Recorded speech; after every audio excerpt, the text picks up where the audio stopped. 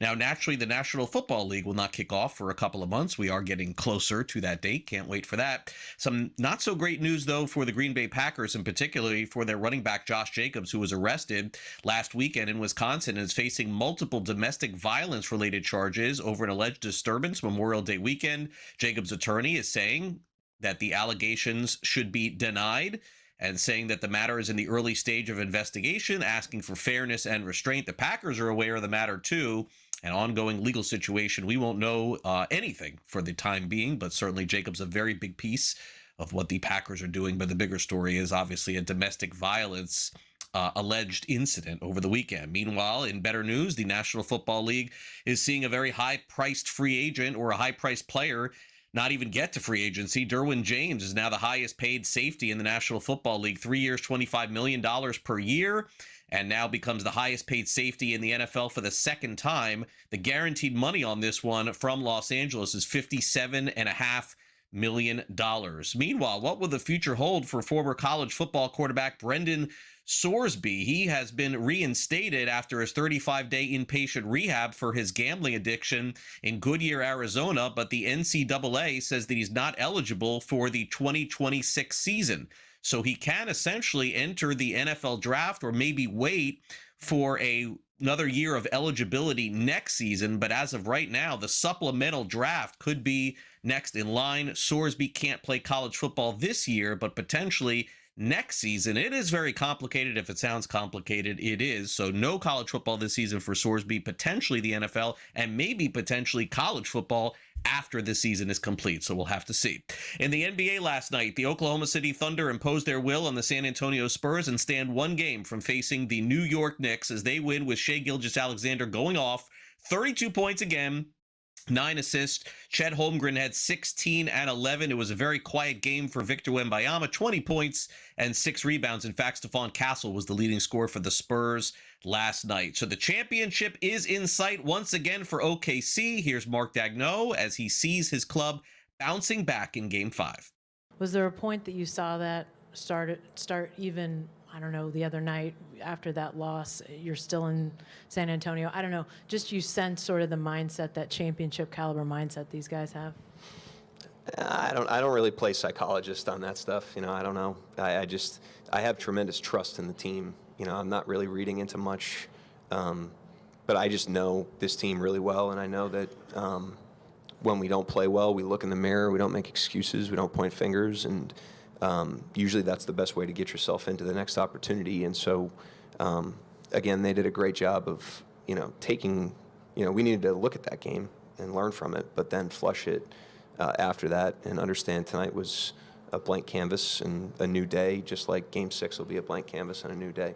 Mitch, how did you think Victor played, and can you do more to get him going? We're going to need to. He's got to take more than 15 shots, even with the free throws. And, yeah, he's going to have to score more than 20 points for sure. And so is that his aggression or game plan or a combination of both? Yeah, combination of both for sure. OKC did a good job. We got to do a better job. And that's, probably the easiest in terms of when you just surface level stuff, that he'll definitely need to take more shots. But there's a lot of things all over the place where even when we had advantages and we just didn't make simple plays to take advantage of the opportunity in that possession. And in this type of game, you got to be sure of everything you're doing in a very secure, mature way. Meanwhile, the Spurs are on the verge of elimination, but that means the Oklahoma City Thunder are on the verge of clinching the Western Conference. Here's Shai Gilgeous-Alexander, the NBA's MVP, on looking into the eyes of his buddies in the locker room and say they just care about one thing. You mentioned that you trust Chet, you'll bet on him 10 times out of 10. I'd imagine you feel that way about a lot of the guys on this team, the whole group. Just what is it about these guys? Obviously, you've grown alongside them throughout the years. Just what is it about them that gives you the confidence they can all respond the way they did? How hard they work. The intentions they have out there on the basketball court and the type of teammates they are. Like, I know wholeheartedly everyone's intention on the basketball team is to win the game. No other agendas. Nobody cares about anything else besides winning. and everybody works their tail off to get to that and be the best version of themselves doing so. And yeah, like when that's all you can ask from a teammate. That nothing else you can ask for. Work hard and give it your all to try to go out there and win. We have a group full of guys like that. All right, so this weekend, potentially we'll see if the Spurs or the Thunder advance to play the Knicks in the championship. Meanwhile, no championship in store, at least for the time being, for the Chicago Cubs. Can you lose 10 games in a row and play in the World Series? We're going to find out, because the Cubs lost yesterday again, this time 12-1. The Pirates were at home and favorites. Brandon Ashcraft completely shut them down, but the Pirates took a 5-0 lead in the first inning and never looked back. So things have hit rock bottom, according to manager Craig Counsell. Yeah, look, I mean, someone's just got to step up and get hits in those spots. I mean, there's not much more to say than that. You know, you got to conduct a big league at bat. It's the at bats you want. Those are the at bats you want to have during the course of a game. And you got to deliver. That's the name of the game. You know, we're kind of having the same inning over and over again. And it's about delivering in those situations. And until we do, we're going to be talking about the same thing. 5 straight losses again. Meanwhile, for the New York Mets, all their good feelings are gone. They did score 2 runs, though, in this game. Juan Soto hit a home run. Not much else happening. Chase Burns shut him down, 5 1/3, and 8 strikeouts, 7-2 the final. How about the Texas Rangers finally exploding on offense? They had 8 runs in the first inning and beat the Astros by a final of 10-7. Home runs from Jock Peterson and Evan Carter. The difference, they were no hit the day before, but the offense broke out, says manager Skip Schumacher. Skip, baseball is a funny game. So what's going through your mind as you're watching all of those 8 runs score there in the first inning?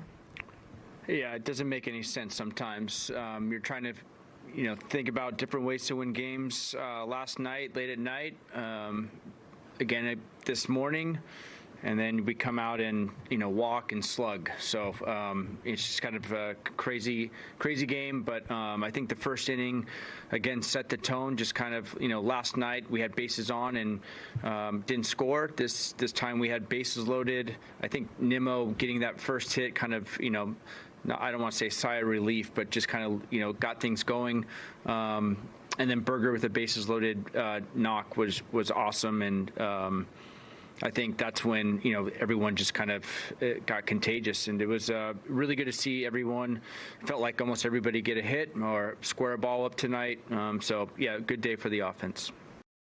Good offense also for the New York Yankees yesterday. The struggling Royals continue to fall. They got a 15 spot put on them yesterday. Bellinger, Grisham, Volpe, all with home runs for the Yankees, and Cam Schlittler continues his Cy Young pace with 6 innings pitched of 1-run ball and 6 strikeouts. Also, the Braves beat the Red Sox 7-6 as the Red Sox keep losing at home, and the Braves got 4 hits from Michael Harris II. In the Stanley Cup Finals, we do have one team advancing to the championship. That would be the Vegas Golden Knights. They're going back for the 3rd time in 9 seasons. They beat the Avalanche in a sweep 2-1. Tonight we have one game in the Eastern Conference Finals. Carolina takes on Montreal. The Hurricanes lead the series 2-1, and they're favored tonight -150 on the money line.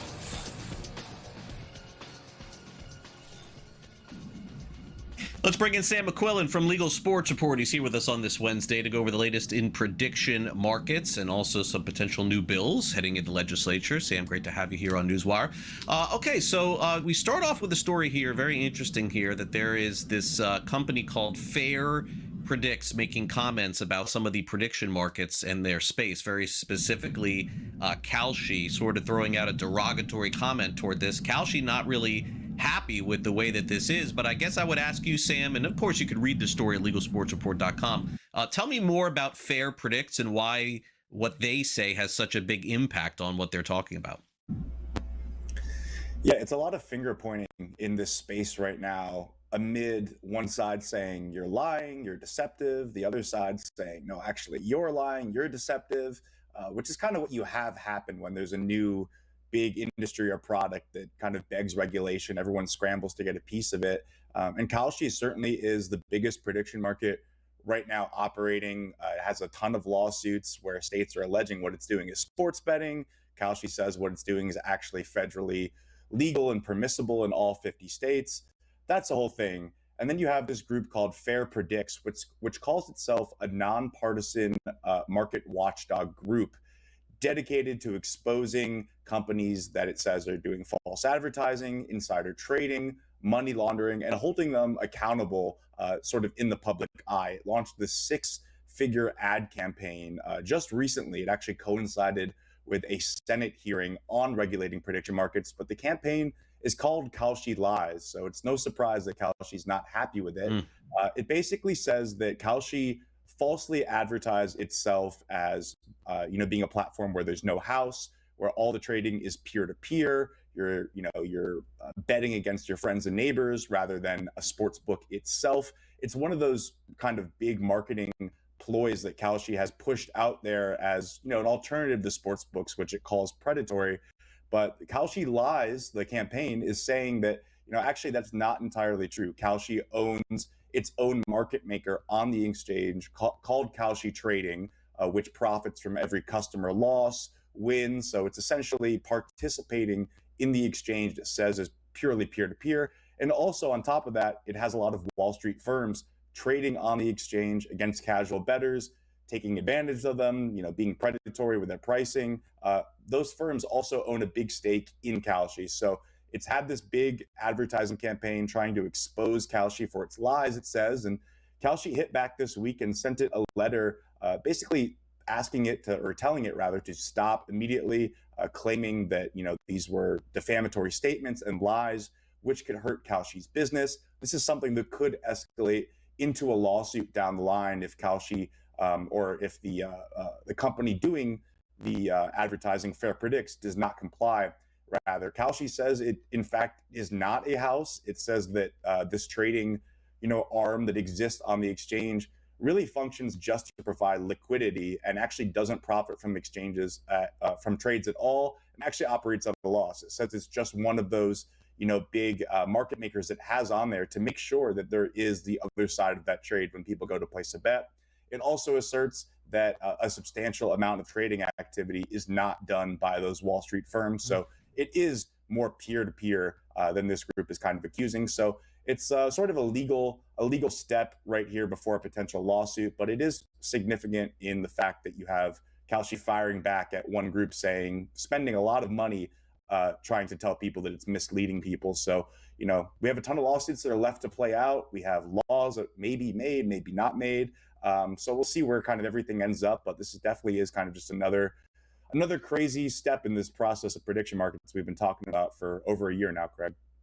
Yeah, definitely so. And, the stories in sports betting continue to move on. And, with more availability for prediction markets come potential harassment from people to student athletes and just athletes in general. And in Louisiana, Sam, it would appear that they want to try and bring this to a head, put it to an end. But I guess I would ask you, even with legislation that says that they want to ban folks who harass athletes for sports betting, like what exactly can they do here? Find their email address, find their accounts. It seems pretty convoluted here for me to think that this is going to do anything more than just do a kind of a paper threat to get people to stop. And maybe that's just the idea. Maybe that's the idea, is just by putting it out there, it gets people to consider this a deterrent more than anything else. Yeah, I think that's definitely the idea here, Craig. You hit the nail on the head. It's going to be impossible to prevent everyone from harassing athletes. We can certainly try to take measures, and I think that's what a state like Louisiana is doing, especially when you look at the bill. They passed it unanimously in the legislature, which doesn't happen often. If you pretty much know anything about politics, or if you read a newspaper, you know that it's really hard to get lawmakers all on the same board. They passed this bill, which would make it so anyone who harasses an athlete, a coach, or anyone associated with a team or sporting event, they would make it so they're added to a list of excluded bettors where they cannot bet in the state. That would direct the Louisiana Gaming Control Board to expand the list that already includes people who have been found to be cheating on a sport or a sporting event, or those accused of gambling crimes. So I think the legislature is probably looking at just what more can we do to safeguard against this issue, which certainly has been a hot topic over the years. Just a few years ago, the NCAA released a report that found a significant amount of college athletes receive abusive messages related to sports betting specifically, beyond just being harassed in general. There's been a lot of kind of rallying from players in the Big Ten, especially for the NCAA to do more to protect athletes. And the NCAA has in turn lobbied states to do more. So if I'm a state like Louisiana, it may be thinking we can't solve this issue entirely, but we can, make a small measure if it's out there, something that, doesn't really cost anything to do to kind of safeguard better against this stuff. There's a similar bill that's circulating in New York, and West Virginia passed a similar measure a few years ago. So I wouldn't be surprised if I see more states doing this, where there are some sort of penalties for people who harass athletes, especially for sports betting, or consequences where you can no longer bet on sports. Again, it's not going to solve the issue, but it's, maybe it can deter people. Maybe it can just be that much more of teeth on a really kind of serious issue that is definitely not going away, especially as sports betting expands, and especially as we talk about prediction markets as well and kind of expanding that. All right, now let's move into Canada, Sam, and end here. Alberta is about to launch some online casinos here, and July 13th appears to be the date. I see that little picture there of Bet365, so they're a focus for us here. And naturally, Alberta probably embracing this, but, they're certainly a lot more careful there and more calculated they are here in the United States. Yeah, no states are launching sports betting this year in the United States, but the industry is really going to be paying attention to Alberta, Canada, which on July 13th is going to go live with online casino as well as its sports betting market. So Bet365 being the latest name to join the list of applicants. There's been about 31 brands already that have registered. So a lot more than you would see typically in a state like where I am, New York. There's only about 12 sports books you can choose from here. It could be upwards of 75 when all is said and done. There's only one other province in Canada which has launched legal sports betting kind of in this fashion, and that's Toronto, or Ontario rather. And it's had a lot of brands register there. Alberta is roughly the same size as a state like Colorado or South Carolina, which would make it about the 22nd largest state in America. So it's still a significant market that's to launch for a lot of these sports betting brands. And I think that's why you see a brand like Bet365 be interested in launching there. It's one of the biggest brands in the world and actually has really taken a lot of steps to up its game in America and launch in more states at a time when the industry is kind of shrinking and not really doing that. So I think Alberta will be really interesting to see, especially for a brand like Bet365, how much they invest there, how much they look to expand and take advantage of a new market at a time when a lot of the industry is looking for ways to save money. Sam, as always, great stuff. I would say good luck to your Knicks in the finals, but I think I'm going to have a chance to say that to you next Monday and even maybe next Wednesday as the finals don't start for a bit. But thanks again for coming on the show. Yeah, it's crazy. We've got a lot of time to try to enjoy it. We do.